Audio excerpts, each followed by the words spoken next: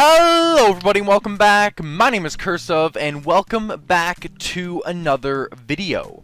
Today we are here to do another Yu-Gi-Oh discussion, which is something I haven't done in a hot second. I guess my last one was about a month ago, talking about the best decks going into the Battle City box format, and continuing talking about what things to play in the Battle City box format. We're going to be talking about the top 5 staples of this format in today's video. I don't usually ask this at the beginning of the video, but I'm going to request that if you guys do enjoy this video, please go ahead and hit that like button and also consider subscribing. Both your subs and your likes go a long way in helping my channel grow, and I really would like to hit 1,000 subscribers before I reach the 1-year anniversary of my channel. So if you guys do enjoy the video, please consider doing those things. But anyway, let's go ahead and transition right into the discussion. So, top 5 staples of the Battle City box format. I'm going to start off somewhere with a card that a lot of you might not expect me to bring up. But the very first staple I'm actually going to bring up is a skill card. That skill card being Inner Conflict. So a lot of you might be a little bit baffled about the fact that there is a skill card as a staple card on the list. But it's a skill card, Cursive. It's a deck specific card. So what makes it a staple? Well, to start things off, let's go ahead and talk about what kind of decks are created through Inner Conflict. We have the Monarch one, which just focuses on a pure beatdown strategy and taking advantage of Inner Conflict plus Monarchs to potentially OTK or just overwhelm your opponent with big monsters.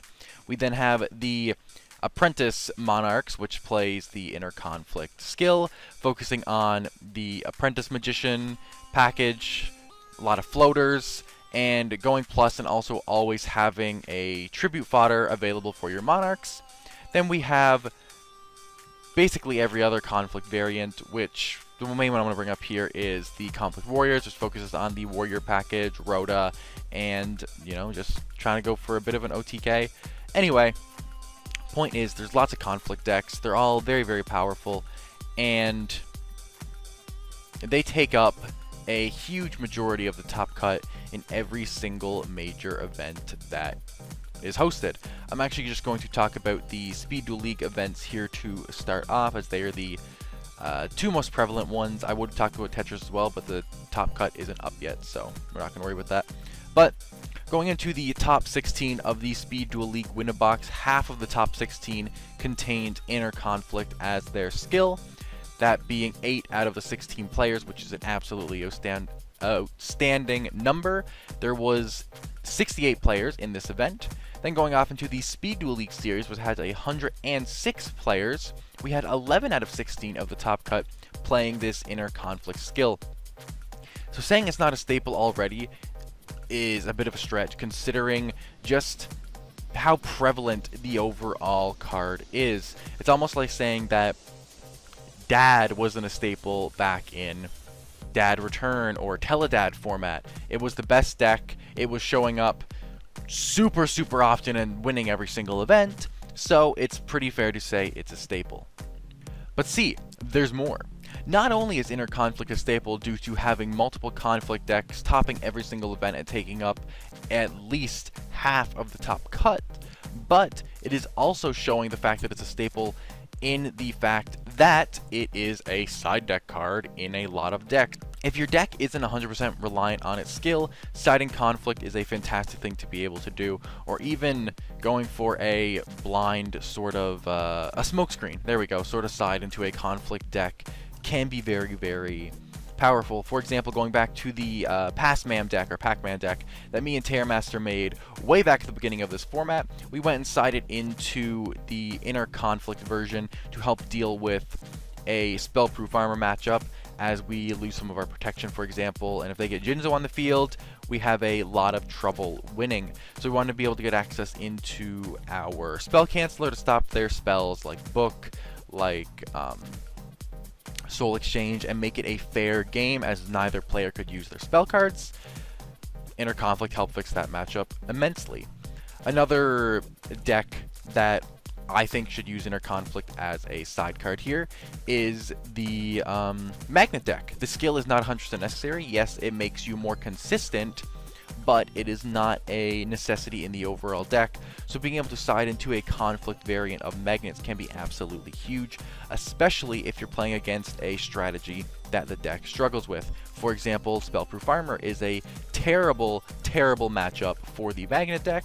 So if you can side into a conflict variant of magnets going up against Spellproof Armor, that is huge. Or even if you're going up against a opponent playing a conflict spell canceller deck, once again, siding into your own conflict deck can make a huge, huge difference. So those are just two primary examples. Magnets being a super meta relevant example in where you should run conflict in the side. And just due to the fact that it is taking up over half the top cut of every event and almost half of the participants of every event, and it is also being ran as a side deck card in a lot of other top tier decks, I think it is definitely a staple card and deserves this number 5 slot in the deck. And deserves this number 5 slot in the tier list here. Can you really go wrong when you have a card that cannot be responded to, takes your opponent's monster, and allows you to stack it off for a Monarch? Yeah, no, I didn't think so. Going off into our number 4 slot here on our top 5 staple cards of the format, we have a really big staple card from the last 2 formats, that being Zoma the Spirit. For any of you who thought Zoma was dead, you are very incorrect. Alright, so what makes Zoma huge still to this very day, and why is it still a staple card in so many decks? If you look at a lot of the decks in the top cut of the Speed Duel League series or the Win-A-Box, you will see Zoma ran in a lot of them, especially the Speed Duel League series. Most of the conflict decks are on it. My Spellproof deck was on it.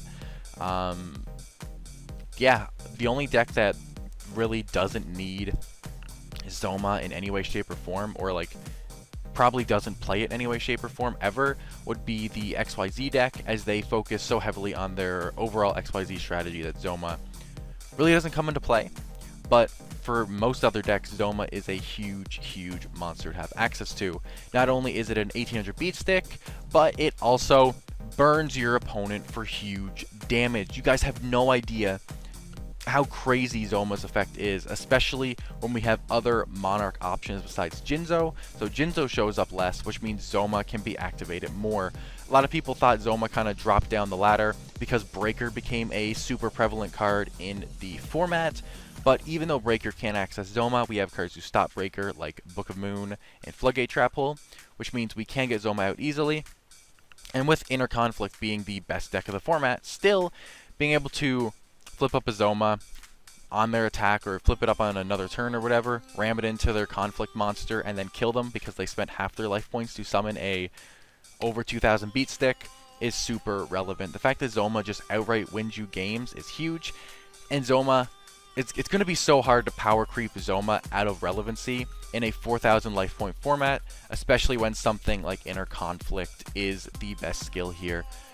Zoma's huge, helps you deal with those big beat stick monsters. Just the ability to potentially burn your opponent per game is almost too important to pass up ever. So Zoma the Spirit does still sit on the top 5 staples and takes our number 4 slot. Alright, so I mentioned this card while I was talking about Zoma the Spirit, but anyway, for our number 3 spot on the list here, we have none other than Breaker the Magical Warrior. Breaker was super meta relevant back in its time, and it is super meta relevant in the Speed Duel format as well. Breaker is a phenomenal card. It is a +1, and going plus is obviously huge. You can either force your opponent to use a chainable back row before they want to, or you can force your opponent to just simply lose a back row. Especially with Zoma still being meta relevant, having Breaker is huge. And not only is Zoma still meta relevant, but I'm also seeing people still playing Nightmare Wheel as an example. I'm seeing obviously magnets become more meta relevant, so dealing with their field spell is huge. You can deal with your opponent's potentially big union equips with Breaker popping their equip monster. That would be absolutely huge. And along with that, you don't have to actually spend the counter. You get a breaker to pop a back row. You can also just leave it as a 1900 beat stick and start swinging into your opponent's monsters, which is absolutely huge. Along with that, I mentioned before that Apprentice Monarchs was a very relevant deck to play. Well, Apprentice Magician actually gives Breaker another spell counter, so you can pop again. You get 2 pops in the Apprentice Monarch deck, which is crazy, or at least 2 pops a lot of the time, which is absurd, like I just mentioned. And yeah, just being able to go plus off of Breaker is huge. It's either a 1900 beat stick or a 1600 beat stick that allowed you to go +1. So, fantastic card. Honestly, I don't even think there's much to say about this card. It is being played in like every conflict variant and still being played in a bunch of other decks too. Breaker's phenomenal. And yeah. Let's move on to number 2. So, going on into our number 2 slot for the top 5 staple cards of this format, we have none other than Sphere Kuriboh. Sphere Kuriboh's seen a lot of play in the last few formats. Last format, it was a Conflict OTK answer, and it still is a Conflict OTK answer. Format before that, it was a Moth OTK answer, and it still is a Moth OTK answer, even though Moth has dropped in relevancy drastically. But, yeah, overall, Sphere Kuriboh is still a fantastic card. Not only does it help deal with your conflict OTKs and the such, protecting your monsters is huge, and being able to spin your opponent's monster to defense position when so many big monsters in the format have such a low defense is super, super relevant. Along with that, we have easy ways to stop spells and traps in the format, but stopping monster effects is not something that we can do very easily in the Speed Duel format, so having access to a monster effect protection, especially a hand trap that your opponent can't pop or anything, is absolutely huge, which makes Sphere Kuriboh honestly one of the best cards in the current Speed Duel format. It stops your opponent's conflict OTK, and can be very, very necessary against a deck like Spellproof Armor. A lot of people are sleeping on Spellproof Armor, not only not playing it, but not preparing for the matchup. A lot of decks can't deal with a Spellproof Jinzo, except with maybe a Sphere Kuriboh, because if they swing in with their Jinzo and you spin it to defense, you can run it over and just simply deal with it, which is very, very huge. In fact, if you're playing Spellproof Armor, there's probably a lot of times where you don't want to actually attack with your Jinzo. You just want to sit on it and just attack with every other monster you have, and make sure they can't sphere that Jinzo and run it over, because Sphere Kuriboh is one of the few outs they might have to a Spellproof Jinzo. Along with that, going back to actually Inner Conflict, another reason Inner Conflict is huge, especially as a side deck, is dealing with the Spellproof Jinzo, since a lot of decks don't have a easy answer to this card. But yeah, Sphere Kuriboh just stopping OTK, stopping big monsters, putting things in defense, and being a card that the only way you can answer it with is being able to discard it, or somehow get Angel 07 on the field. It's absolutely huge. Sphere Kuriboh is amazing, and yeah, definitely deserves the number 2 slot. Going off into the number 1 slot of this list here, I'm sure a lot of you guys expected this card to show up here. We have none other than Book of Moon. If you look at the top cut deck lists of the Winnabox, of the Speed Duel League series, and probably of Tetris Tournament, you're going to notice that almost every single deck is on Book of Moon. I'd say you might find like 1 or 2 decks that top a tournament that aren't playing Book of Moon, but that is so, so rare. This card is extremely powerful, extremely versatile, and in a lot of circumstances deserves to be a 3 of in almost every single deck. First off, Book of Moon stops powerful plays that I mentioned before, like that of Breaker. It also stops a Zoma from stopping your potential OTK, which is absolutely crazy. If your opponent goes for an Inner Conflict Jinzo play, you can flip their Jinzo face down and stop its continuous effect. So that's huge. Makes all your traps live again. It also stops things like Soul Exchange. It stops things like Offerings to the Doom, like Parasite Paranoid. Book of Moon is insanely, insanely versatile, from booking your own monsters to stop your opponent's effects, booking your own monsters to stop you from dying, but still getting off a necessary effect from the monster, or resetting a flip effect, to just booking your opponent's monsters so they have a low defense points and then you swing over them.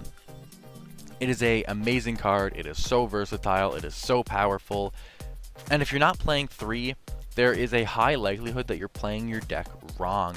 This card is absurd, it is insane, and because this card exists, it almost makes me so confused as to why Offerings is still being played as much as it is. I understand that Offerings is still a very powerful card, but if you do have to use it and your opponent responds to it with a book, not only do you not get the monster out that you needed to out, but you also still are required to skip your draw phase from Offerings. So, yeah, just off of that, Book of Moon is absolutely absurd. Just setting monsters is huge.